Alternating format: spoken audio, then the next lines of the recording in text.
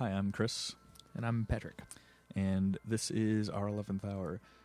We wanted to record a commentary for our new album of Halos and Hand Grenades to kind of just like talk through some of the nuances that we put into the album so that we could like listen to it down the road after we've forgotten everything. There's a lot of subtleties. So we started writing and playing shows in 2008 as a 5-piece band. And so we're a progressive band with influences from rock, metal, hardcore, electronic, alternative, and some others.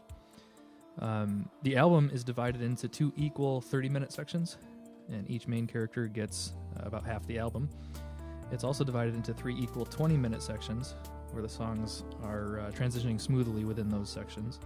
And the final song, Visionary, is also divided into 3 equal sections, and reflects the full album as a whole. Lots of callbacks, yeah. Hopefully some of these elements are obvious, but if not, we want to talk more about them and illuminate them as we go. Yeah, some of them are subtle on purpose, and I honestly think that there's some things in here that we don't even remember. I think we forgot why we, or that we did it. I like this first, so Prologue is a little bit of a red herring. I like this as kind of it's not amateur, but it's complete contrast and simplified compared to the rest of the album.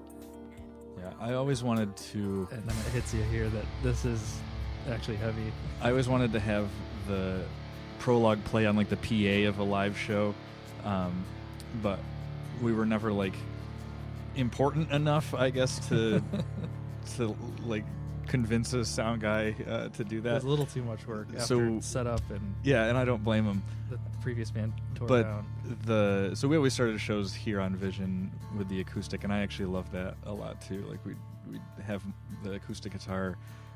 It's another intro. It's intro number 2. Yeah.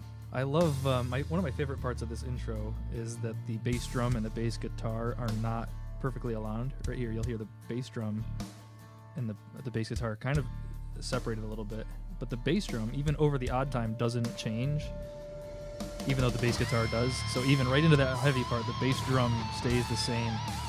Starts 1-2, and it becomes the pickup after the odd time. I thought that was kind of interesting. I think what I like about the intro too is that it kind of shows like, hey, there's going to be dynamics here. Like we're starting super soft, and there's acoustic guitar. Then you get into a face-melting solo by Vinny. And yeah, I think it does kind of like a pretty good it's a musical journey introduction of what to expect.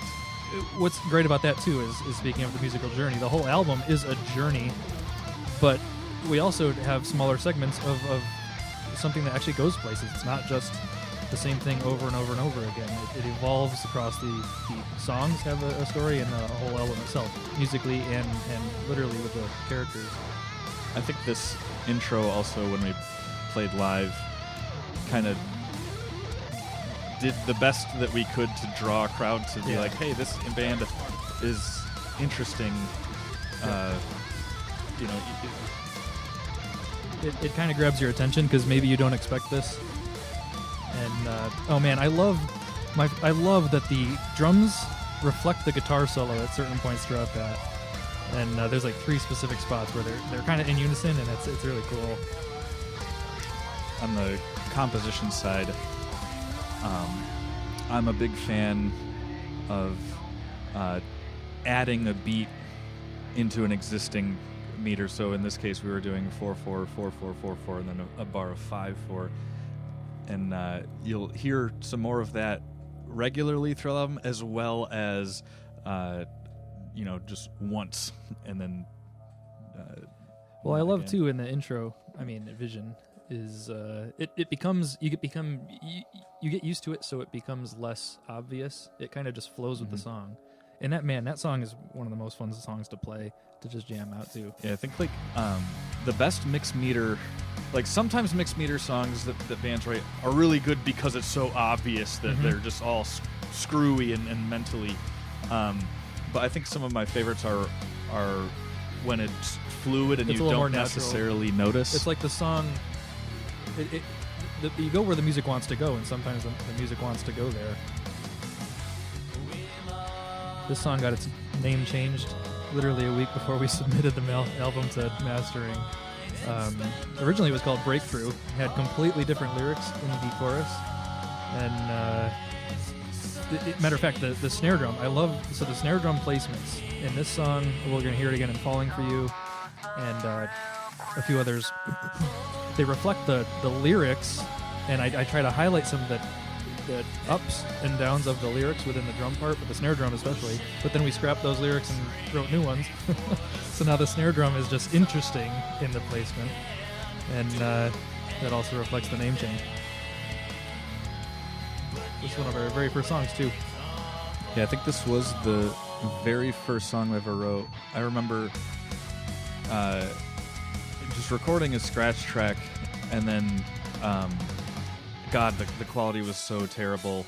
Like, I've listened to that exact scratch track, and you can barely make out any actual, like, what's going on. Yeah, it's cool to listen back to the first version of the songs. I sent that album.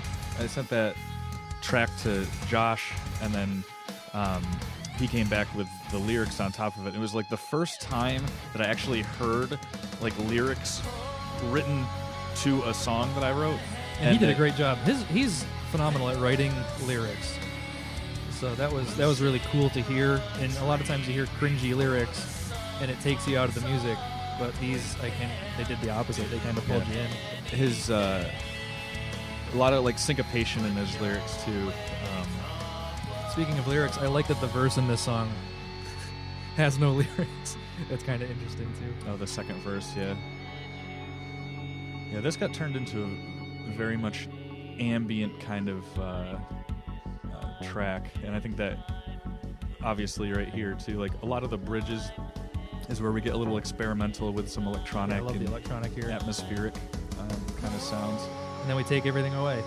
And then rebuild it. I love this chord change right here. It fits perfectly in the space of the vocal. Well, so with the lyrics, we break the chorus into its component parts and separate them. So we're only hitting the component parts during this kind of outro section.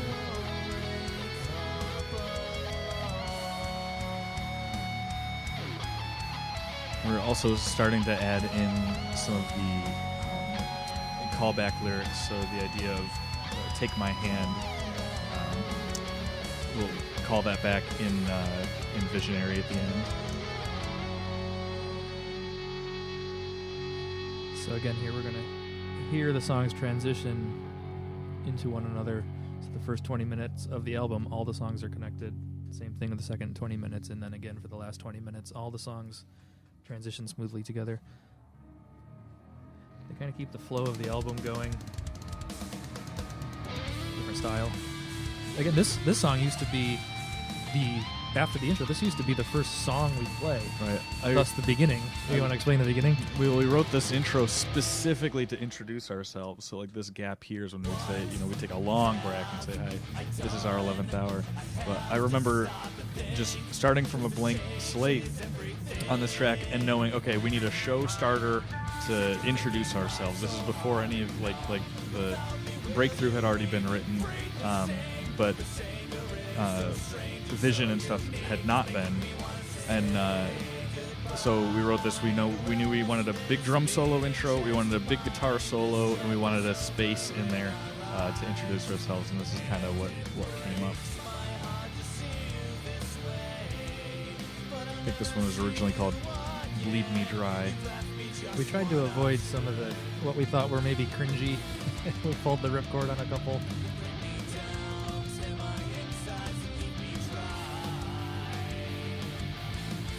I love these lyrics. So these are her words. So we have the male character here is the protagonist in the beginning of the album, and before she becomes the protagonist in the second half of the album, where he becomes the antagonist. Anyway, he's quoting her. These are all things she's said to him. Again, with these lyrics too. I like the nuances to keep it. I wouldn't say keep it not boring, but try to prevent it from becoming stale. Is like starting the second verse with the filtered effect, and we'll do that in a few other songs as well. And I think it keeps it interesting and then also the dynamics of like this part is quiet, and then the double time comes in on the second half of the verse with the full band. I think it's kind of a nice, interesting touch. There's a lot of cool stuff over the bar line too, like the vocals. There's a lot of pickups into the choruses and pickups into the verse in terms of the vocal line, which keeps it interesting too. A very wide open breakdown here. We're about to go into another odd time feel with the drums and bass. The first half of the album, his story of the album, there's a lot more odd time, and we have a variation of different meter throughout the first half of the album. But then the second half of the album, we stick more into a 4, but we play around with the rhythms within that 4. So like Visionary, for example, is a perfect example of that. We play around with the meter within the parameters of the 4/4 time signature. Yeah, so this one is 7/4. And also one of the last, like we wrote this pretty early on as well. We knew we wanted to have a big bridge here. But this specifically was like one of the last things that we wrote and finalized. Yeah, we changed the odd time. Recording. We added the odd time eventually. It wasn't always this. I love these impacts. Or electronics too.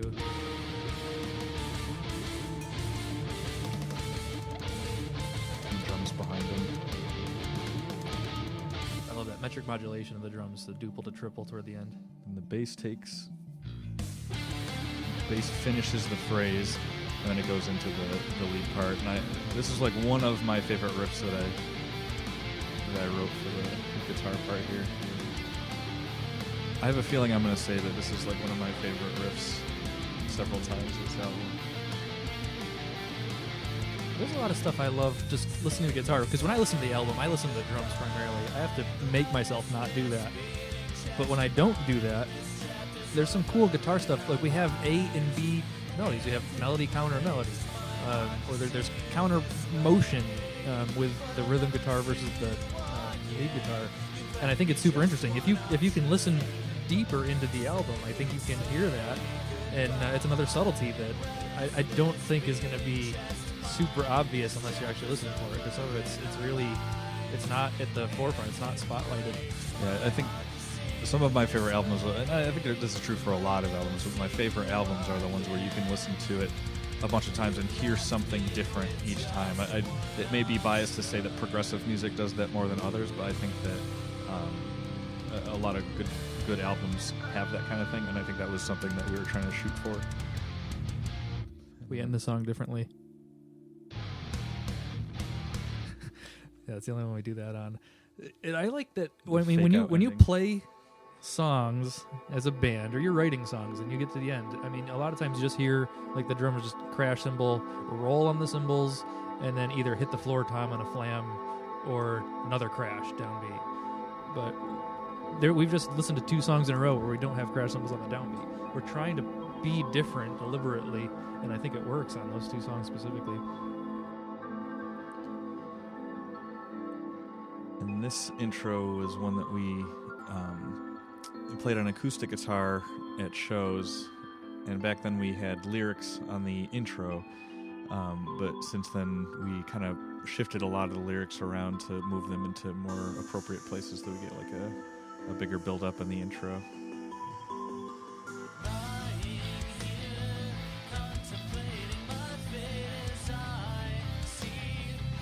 This is our 3/4 song that we used to start this one with acoustic as well when we played live, and then that turned into electronics. So I'm very happy with like how the ambience that the electronics kind of. It's funny, I forget that's even electronics when I listen to this. I've heard it so many times. I love we use electronics more than I remember, and I like it. Yeah, this is like another one where the electronics come in several times in the song to kind of break it up. But yeah, one thing, the vocal harmonies kind of in the background here on the chorus, I'm happy with how they turned out. They're a little bit more subtle maybe than I anticipated. I like the snare drum in this one too. The snare drum goes over the bar line. It's interesting. It's front loaded too, so that kind of a little bit of driving in the chorus. And then so now here technically, so this is 4/4, but because the feel still is the same as the first verse, which was 3/4, it's really just adding a beat onto 3/4, which kind of makes the 4/4 sound a little odd meter. Yeah, it's like 3 plus 3 plus 2. I think we'd probably consider this the most challenging song to kind of polish lyrically and maybe melodically. I think this is one of the last songs we completed. Yeah, I think it, especially the beginning of it, but it's a long song, and we really needed to make it go somewhere. It's the culmination of the first 20 minutes of the album, and I absolutely love where it went. I mean, the ending used to be, it didn't have lyrics at all, and it just kind of went on and on and on. And now, I think we've discovered the ending that it needed, and I'm so happy with it. So this is like another one of my favorite guitar riffs. I don't know, it's just so cool on the off beats, and then the solo is also on the off beats. And it's just so fun to play, so satisfying. I like the specific imagery of the song too, with the character he's in this room and he's vandalizing the room with, I'm imagining, spray paint or whatever. He's writing his reasons for being there all over the walls, and I think that's really cool imagery. We're gonna hear more of those lyrics as well. But that's the whole song's named after that now. Again, we changed this name a little bit later in the process, and I just love that the song even closes with "As I write what I'm here for." I mean, it's perfect. Yeah, and that's another callback in Visionary. Is "Can't you see what I'm here for?" and then "Can't you see my enemy is time," which is another callback to Before the Sun. And again, we're not writing the note yet. That's yet to come. So Falling For You, we're actually writing a note. Here, we're just writing down why we're here. So this part is in 11/8, but I feel like it sounds natural enough where it could, go under the radar. And then the big triumphant ending. This chord progression. I love the vocals. Yeah, the guitars. The actual chord progression on the guitar. If you play it, it's so satisfying.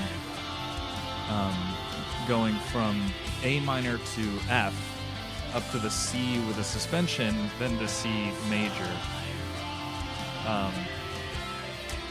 It's I don't know. There's something about the finger pattern that is just very cool. This vocal resolve going over the bar line is so satisfying.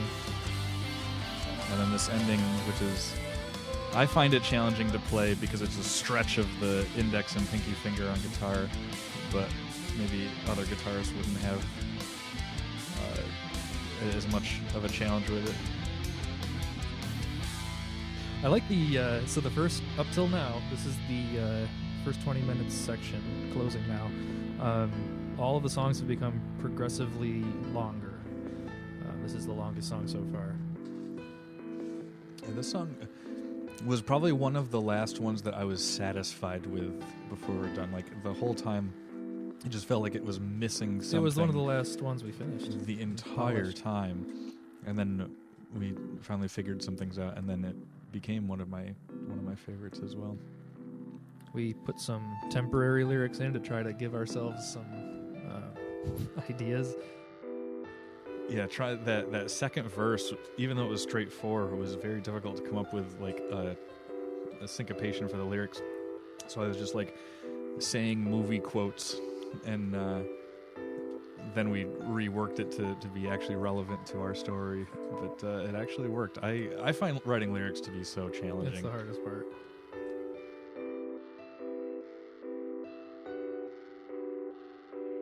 I think that's also why there's a lot of instrumental sections in the album. Well, I think that balances it nice too, though. By the way, this song repeats back to itself. Yeah, I was just going to mention that too. I like that as well. It slowly, like the tempo decreases for that outro, and then increases on the repeat, and I think it just sounds neat the way it's super interesting too, because if I'm just listening to this and I'm driving, and I leave work and I get home now, I know it took 20 minutes. It's kind of I funny. I honestly use this album as kind of like a barometer for travel as well, as because it's exactly an hour long. Yep. And then same thing with the half-hour thing. We'll point out in point of reference, but halfway through that song, it's 2 minutes. It shifts and there's 30 minutes. So this song, I came up with in the middle of the night, just in my head, and I couldn't record it because we were still living with our parents. So that's how long this process has been. So I like ran down into the basement with my guitar, put like a little recording setup so I could just like play it quietly without waking anyone up, and then went back to polish it later. But I remember, I can still remember being down in the basement recording this and getting the chords and everything, and then glad I did that because it kind of turned out to be the cornerstone of the entire story of the album.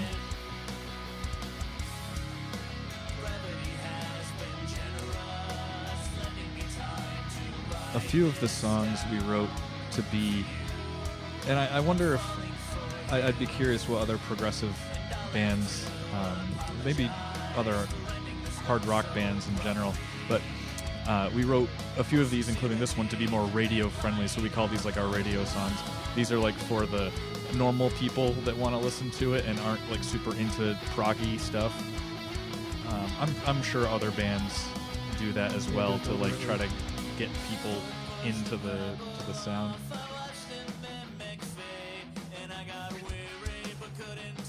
Some other trick on the second verse to take both guitars out, only play one, and then bring them both back. And I love when the bass guitar, bass drum, snare drum come back in. There's one spot, the snare, the bass drum, and the bass guitar all play in unison. And it's kind of neat. I love that full sound. Snare drum, bass drum at the same time. Every once in a while, adds that oomph.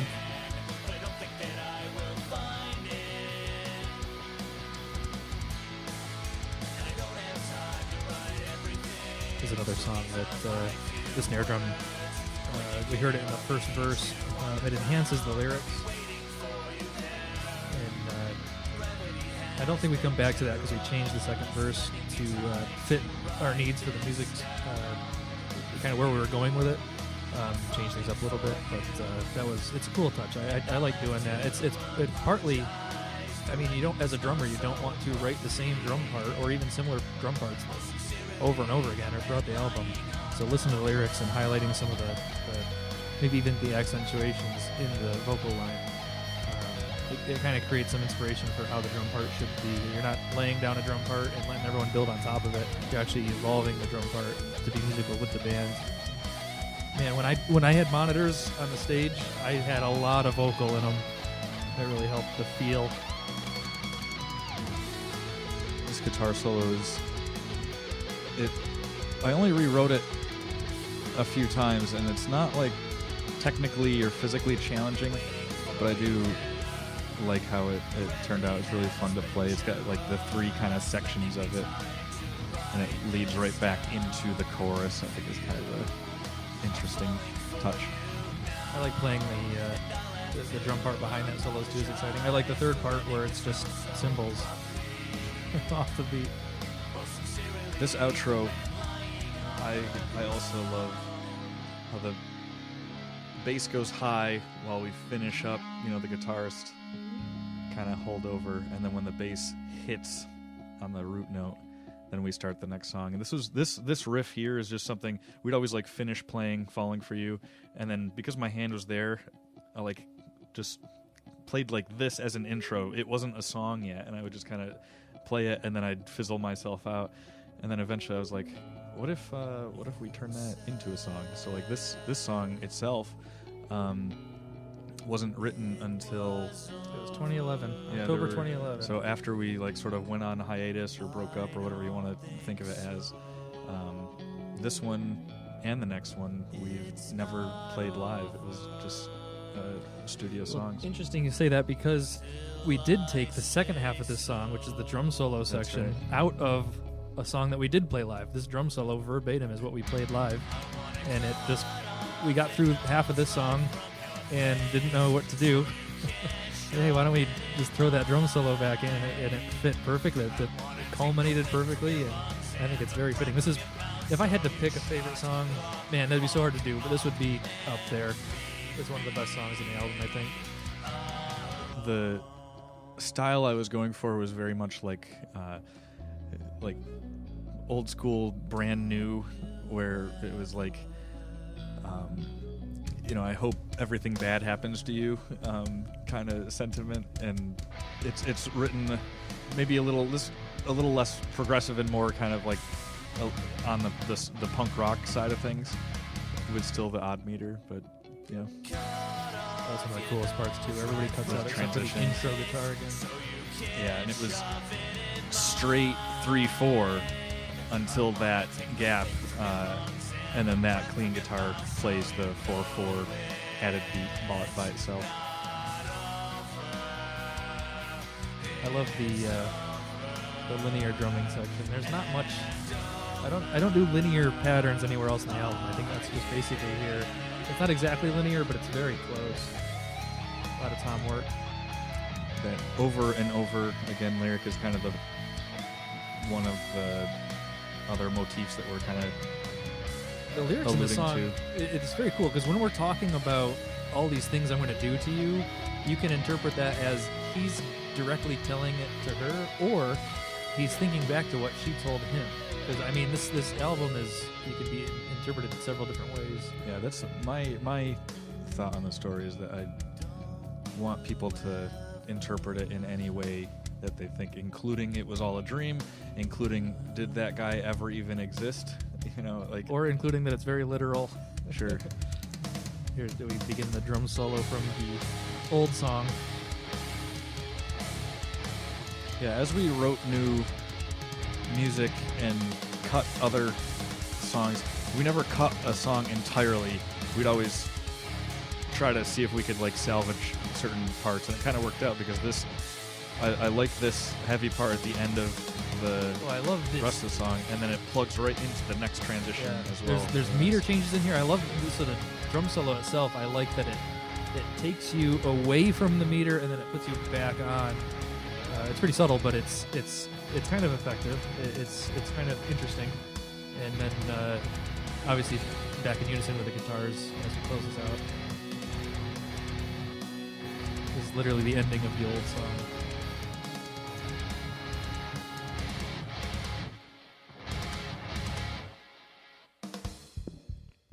I like that transition a lot too. I don't remember if that was... You know how you're just describing the end of Falling For You going into... For me, I feel like we ended the old drum solo song, and I just played those. Ba-da. It kind of became the intro of another song here. This being our only instrumental song on the whole album. So where I got the idea of this filtered, heavily filtered through the wall style sound? It reminds, the way I envision it is the saxophone and trumpet player are in the same room as you, and the rest of the band is in a different room. I remember going to high school dances where you're going to the sign-in table or the ticket table, whatever the hell table was outside the gymnasium, and then when you open up the doors, then the actual music, you can hear the rest of the treble and high frequency stuff, where outside you can only hear the bass. And I was I want to recreate that cool effect and that experience. It's inviting. Yeah. I just imagine a smoky lounge with some electronic stuff. This was another song that it took a long time to grow on me until we just figured out how to finish it. We buffed it out like crazy, and it became one of our favorites. I would argue this may be my favorite song in the entire album. I go back and forth. Man, when we started adding some of these nuances and even just not even nuances, just some great layers on top of it, it was my favorite right then and there. But then we kept fixing and creating more on the other songs, and every time we created something cool, that became my favorite songs. I always was afraid when writing. I always had when one lead guitar was playing, that the other guitar was always playing chords or rhythm. This time I dropped the chord guitar out, and they're both playing harmonized 30 minutes leads. And and I think that harmony is so cool when the bottom kind of drops out. Then we go back to the through the wall effect into the sax solo or sax and trumpet duet into the lead guitar solo. And you get I this love when the music lead box takes over. effect too. Yeah. It keeps escalating and escalating. So we went up a level here, and we're about to do it again when the guitar takes over. Well, and the crescendos and just dynamics and everything, I think it came through so well. And I also think this is often the song I have people listen to that aren't into hard rock music or prog music. This is like I'll have people listen to this one because it's, I don't know, it touches on a lot of those things. It still has some of the traditional brass instrumentation and things like that. I think it can help acquire some people to this style. Yeah, you find people that enjoy a certain style, and I mean, progressive music has something for everybody. So this bass part of this next transition, I loved the bass riff so much, but I couldn't think of like where to go with it as an actual song, so we just use it as a transition. I think sometimes if you overuse a part, like if you try to force it to be in a song, it gets stale. So I kind of like that it's only used in this one little 20-second, 30-second transition part.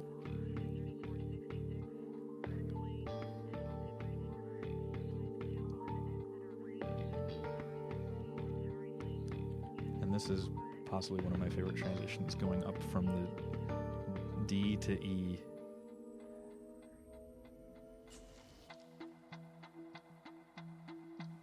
Into Untitled 2. This used to be called... Do you know what it was originally called? I don't. I remember we call it Untitled 2 because it's referring to the two main characters. There was never an Untitled 1. It used to be don't remember the original Untitled 3. I do remember. And then, we changed it Untitled number 2. And then we realized, hey, there's two characters. We want to leave the song untitled, kinda. Let's change it to TWO. So there's Untitled 2. Also, the characters don't have names. It's very fitting. This song, every song kind of has its own gimmick, and this one it's just like super ambient. But the idea of splitting things apart, so like Untitled 2, even in the chorus we talk about it splitting us apart, and even the guitar parts which come after this impact. One guitarist is playing on the beat, and the other guitarist, my part, which I love this part, is playing 1/16th note off. So I'm playing every other 16th note, and we just merge them together. And we did that live. Yeah, nobody noticed because it's right. Well, they didn't notice if we did it right. When we messed it up, great, it probably sounded terrible. But that was one of the coolest things we did that nobody would ever know. Yeah, I don't think it comes through on the recording as much as it did when we played live. Yeah, because it was guitars and not a different... And there were no visuals either. But yeah, we kind of stole that idea from DCI and like splitting up. That was back when snares were like splitting rolls, and I still don't know how they do that. 16 notes are a little bit easier.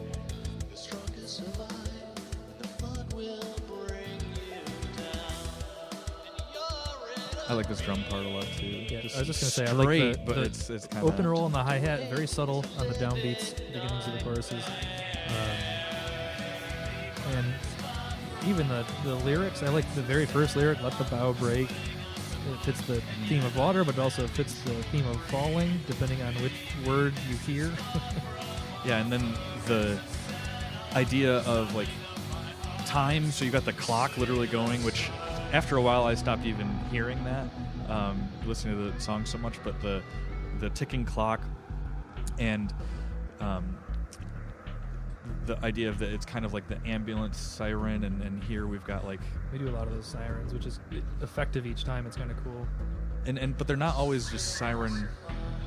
Are they ever? I don't think they're ever sound effects. Of no, sirens. they're always guitar. It's like the guitar part, it's subtle, or and it's something a that cool is moment each time to that. Yeah. I like. This is probably the most like true electronic. Oh yeah, I love this breakdown part that we have.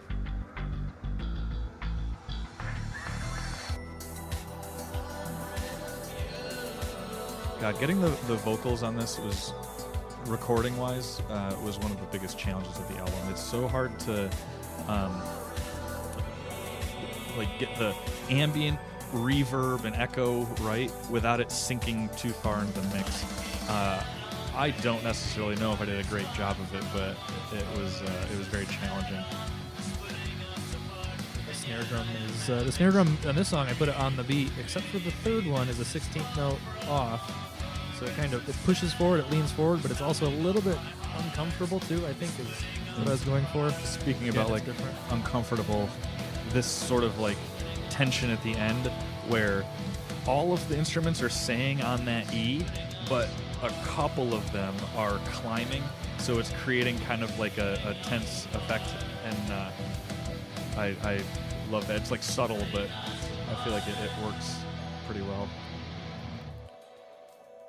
Oh, I love this. That's a good transition. Too. The bass drum is the bell of the ride cymbal is the snare drum until it takes over as the intro. And I do it again going into the song, or going into each chorus from the verse. I do like it was tough to come up with like what are the transitions going to be.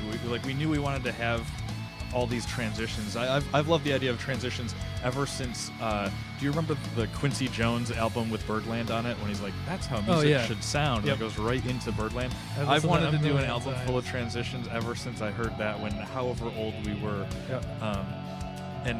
But I think what I like is that each of the transitions is unique. We didn't like redo something over, but this the effect here, the rhythm effect that is literally the transition into Before the Sun, is now used as the verse of Postscript. And we finally introduce Kylie. She did such a great job on this. Yep. She's the best vocalist in the band.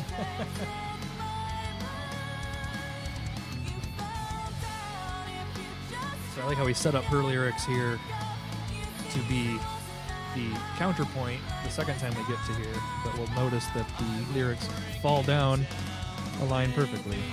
And the first time they say "with me" is the first time they sing together, and now it's also kind of an illusion that the two characters are the same at this point. I love that, and we're going to hear it again too with the fall down or fell down.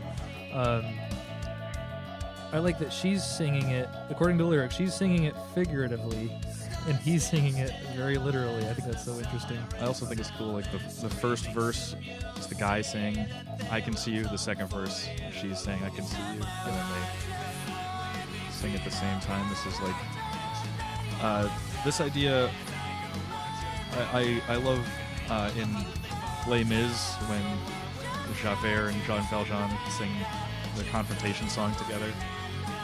And also in the song "Be Together" by Bubble Math, when they say "be together," that's the only time they say the same thing. So in this case, we have both singers singing different lyrics, but when they say "with me," it's one of them is saying "I'm bringing you down with me," the other is saying "life was not that bad with me." And it's just, I think that worked out so well. I honestly wish we found Kylie sooner. I would have had her sing all of the vocals for the entire album.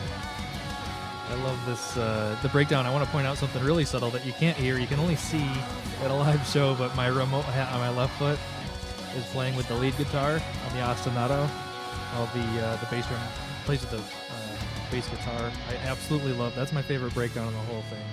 There's so many different layers. It's a cool drum part because you have to think about a few things at once, but once you get it down, it's amazing how much your brain just lets you kind of focus in on the song itself and not the individual parts. I remember we were messing around with this outro a bunch, trying to, like, what do we do? And then I was like, hey, how about a key change? You wanted a key change so badly. And then we were trying to put it, like, force it in there, and every time it was like, no, it didn't work. And then when we finally did that record drop and then hit with me, then we were like, okay, that's how you end the song. And then the vocals slowly pan back to the center as the two characters are combining. And I think that's another subtle effect that nobody will ever notice. Then again, this is the hard cut because we finished the next 20 minutes of the album. Enter the Grenadier's Suite.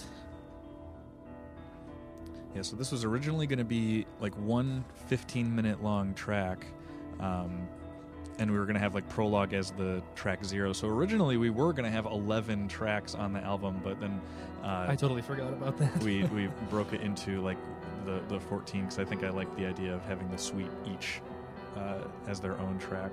They make sense, yeah. They have their own. But I think that's cool that each of the Grenadiers suite songs start with this same kind of intro, and except for the third one. So it's like that's the curveball there as well.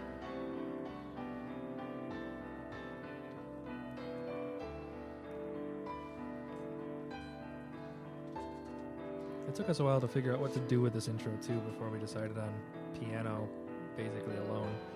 And I love this. This is the only time we really utilize just a piano, and it fits so nicely. Yep. And vocoders are incredible. I had to refrain from putting a vocoder in like every single song.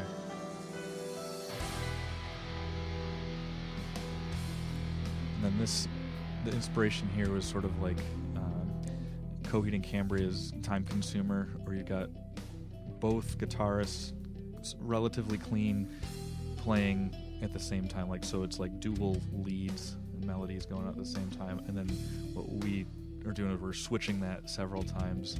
And this next part is maybe you'll recognize it. Right.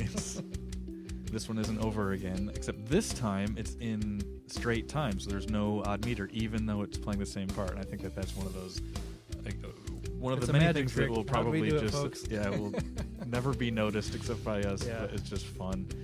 And then this next one is another callback that will play underneath the solo. And I think that this is one of the first guitar riffs that I ever fell in love with when we were writing for the band before our 11th Hour was even a thing. But then also when we play this live, this intro you play with a capo on fret 2, but when you hit the callback of this part, you have to play it without the capo. So you have to learn to play the same part 2 different ways, one with a capo and one without. It's not difficult, but it's kind of neat. It's interesting. All right, I just want to talk about this groove real quick. This is my favorite groove that I play in the whole show.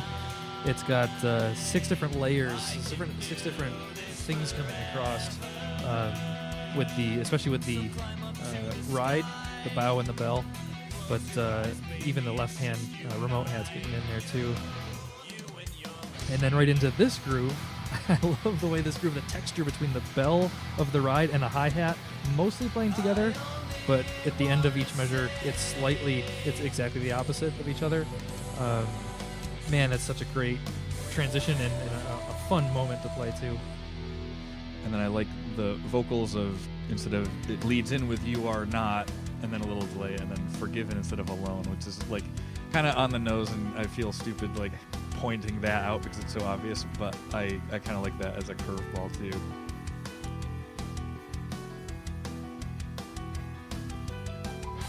Man, I really like the idea. The album's 3 separate sections, 3 20-minute sections.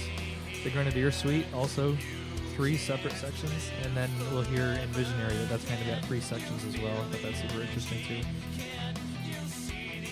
So while you were talking about the drum part being interesting the last time in the pre-chorus, I also love the guitar parts in this because they're both doing similar notes, but they're changing at different times, and I don't think it comes through on the recording at all. But when you play it live, or when you see it live, you see our hands moving at different times. It's very much like machine-like, and I loved playing that part live.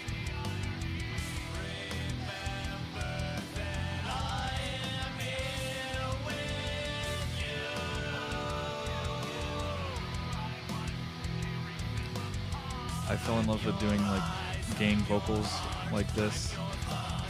Also did it in What I'm Here For, and it's fun to do. I like that we're using 3s there too, the 3 vocals, or the 3 gang vocal lyrics, eyes, heart, mind.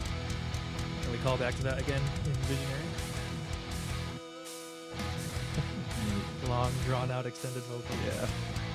I know we wanted to do This is that a challenge. ever since writing this part. The whole idea was let's have the singer just sing the entire time. I think originally we were going to have him sing through this part as well, but we wanted to start focusing on like some of the cool guitar parts going on and drum fills. And then coming up here is that callback I was talking to earlier, where now we're playing this without a capo, and also with like distortion and things, and then that leads into the guitar solo. Before the song ends, I just want to point out that earlier she didn't make him jump, she made him start his climb, and here again we're going to see that motif where he can't make her jump, but he can lead her to the ground.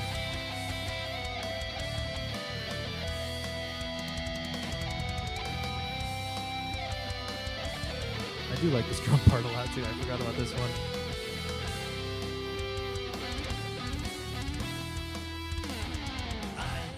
These chokes are so incredibly hard to play live. Snare choke, snare choke. And the second song starts the same as the first, which I think is kind of cool. I like this song a lot because the drums build. I don't take anything away as they go, so it starts with just the hi-hat, and we add a little bass drum and snare, and we elaborate on the bass drum and snare, and then we get into the whole groove.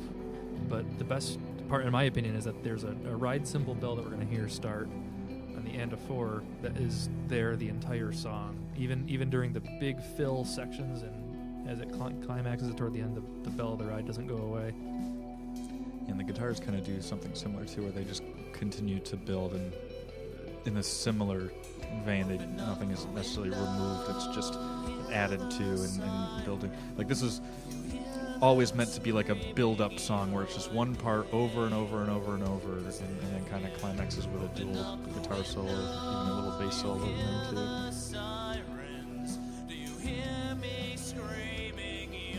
I like how the vocal line changes subtly each time. Here comes another police siren guitar.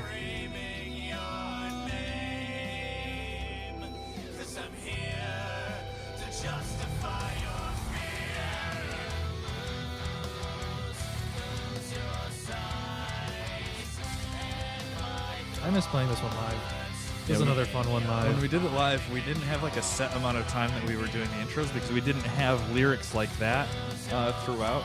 So I think the trigger was just everybody watch my foot, so that when I smash on the distortion pedal, that's when we go into the heavy part. Yep. But man, watching you and Tom just go back and forth on these guitar solos, That was so much fun to watch even while I'm playing on stage. I love this riff. Just octave over root, way up on the neck, both playing it together, and then we break into two separate solos.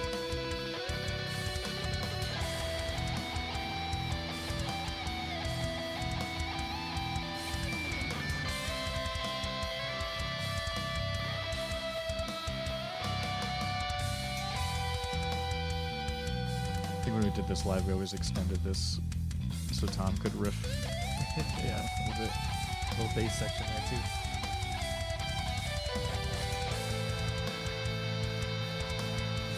They will find you. Open up the window. And even though this song is actually in straight 4, making this intro where the downbeat is a little more ambiguous to where it actually falls is kind of an interesting touch. Yeah, it goes back to the first half of the album. We play around with the time signatures more, and then here later in the album we stay in 4, but we play around with the rhythms and the internal mechanisms of what's going on. This was another song that we didn't write until after the band kind of broke up, and we replaced literally the namesake track, like the song that we always ended our shows on, got replaced with this one, and I actually do like this a lot. I think better. it was a good move. Yeah. I think the only thing that remains from that old song is in the first Grenadier Suite as just one transition. That's it. It's just a subtle thing. Where it used to be the literally main riff of the entire song.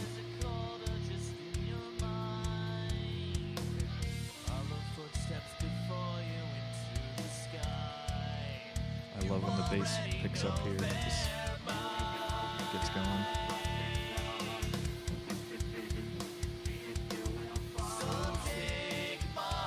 And I Take My Hand is kind of a callback to the Before the Sun lyric. Yeah, we do a lot of callbacks in this song.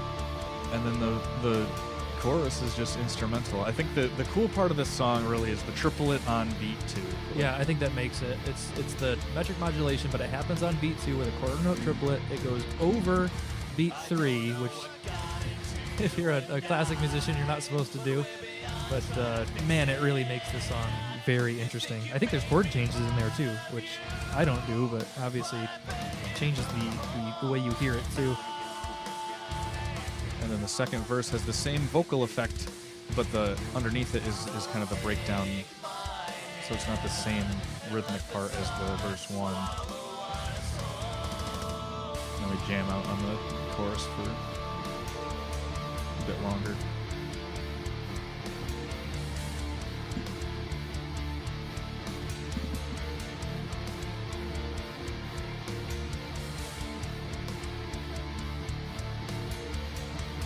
I think, and then after this, so this is just the first section, then we go into the second and third section, but it eventually comes back to this exact part, and I think the way it gets there is kind of cool. I like the snare here, and the toms. Yeah, more modulation. Time is running out, they say. Yeah, everything is about time. Time is running out.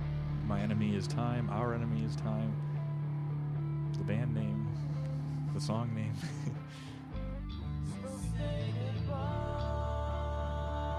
I love there's no drums in this part. But I like the way the drums come back in too. It's not on a beat, it's almost random. Yeah, And it's elongated.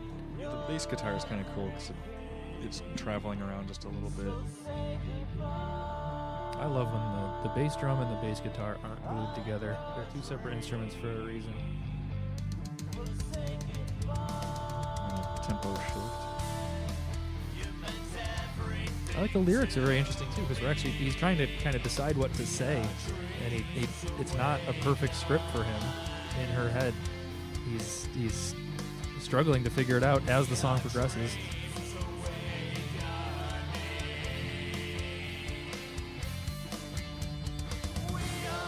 I love this section.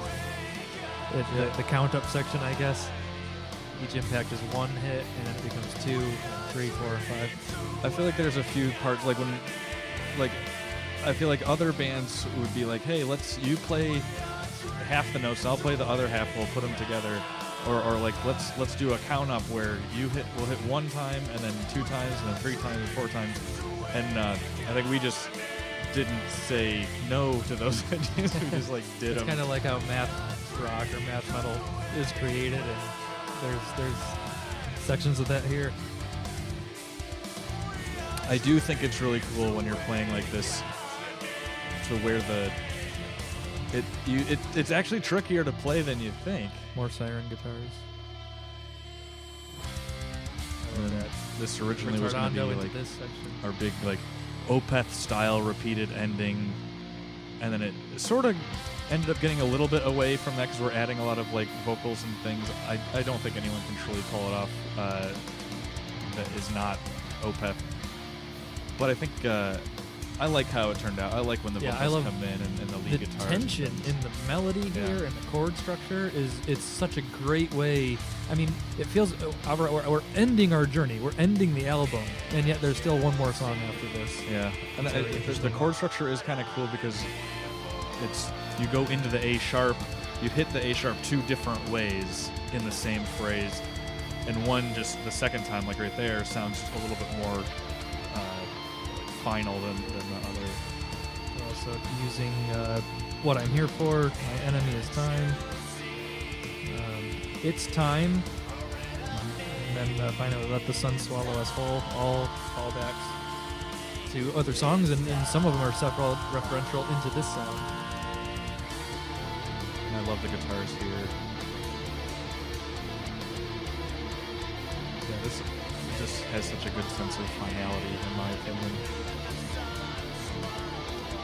Again, I like that counting- this is the end, but it's not.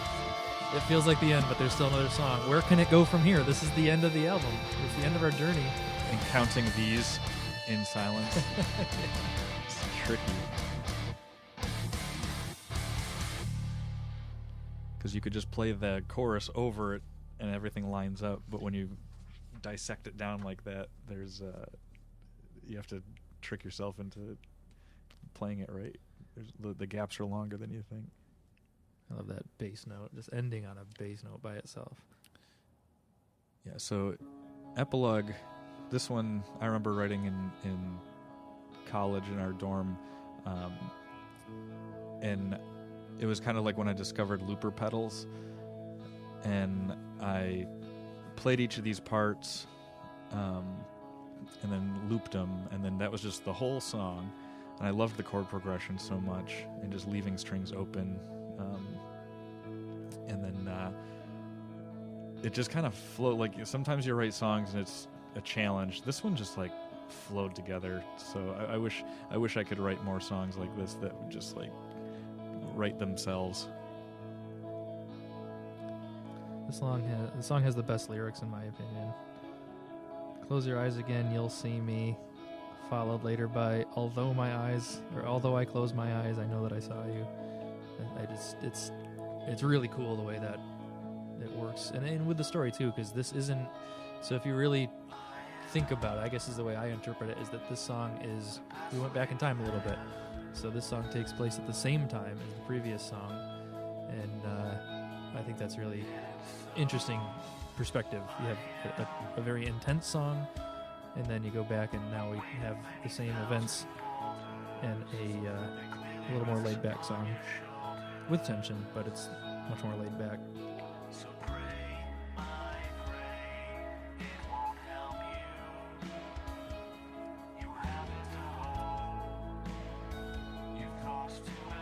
We never actually played this one live either, even though this one was written as early as Before the Sun and Thoughts in Any Way and stuff. It just kind of, I don't know, it coordinated. We never felt it was, people want to hear your fast and upbeat songs.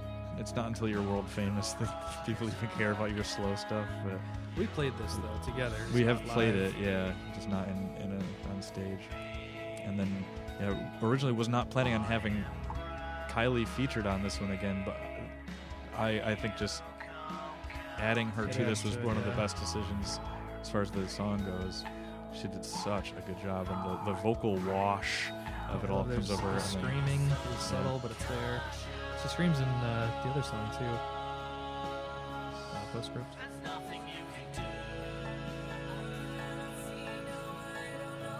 Yeah, this right here is probably my favorite individual moment of the entire album. Just funny it happens in the last 2 minutes.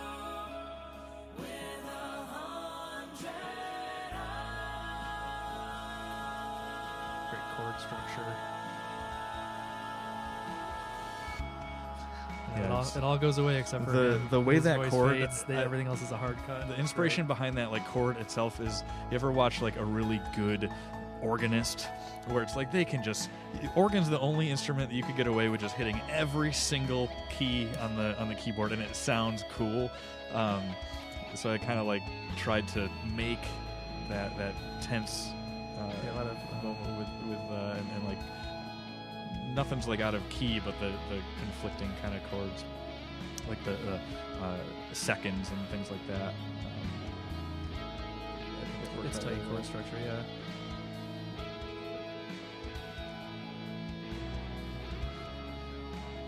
And then a callback to prologue, and then another callback to prologue, and the album just loops back on itself over and over, just sort of like the lyric in And this one isn't over. this one isn't over. It won't stop, it will never stop. Yeah, right back to the beginning. What I think is cool is that this part is shifted down, and I kind of think of it as like a Doppler effect. Like if you were to listen to this album, this one is lower than the intro. I think that's kind of cool. So yeah, that's pretty much it. So thanks to Josh, Marty, and Tom. Chad, and Kylie, and Vinny, and Jocko for mastering it.